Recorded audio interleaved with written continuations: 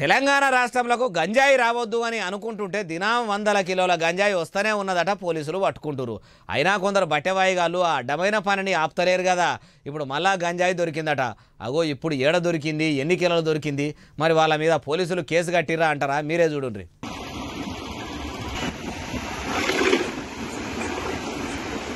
అగో చూసిర్రా, పెట్రోలింగ్ బండి వేసుకొని పోలీసులు కంటైనర్ ఎంబడబడ్డారట.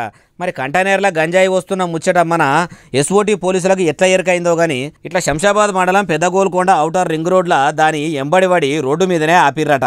ఆపినాక అలా చూస్తే ఏమున్నది నాయన, 1 కిలో 2 కిలోలు కాదు, ఇట్లా 800 కిలోలు దొరికిందట. ఈడిట్లా దొరికితే వరంగల్ కాడ కూడా మస్తుగానే గంజాయి దొరికిందట. అది కూడా చూడుండ్రి.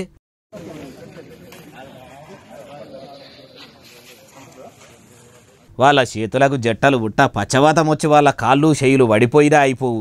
గంజాయి తెలంగాణలో ఏ పల్లెలకు పట్టణంలకు రాకుండా చేద్దామని తెలంగాణ ఫ్రెండ్లీ పోలీసులు గద్దకాన్లు వేసుకొని గస్తీ కాస్తున్నా ఇసోటి బడివేగాళ్ళు ఇట్లా తీరు ఇద్దెలు పడుకుంటా తీసుకురా వటిరి.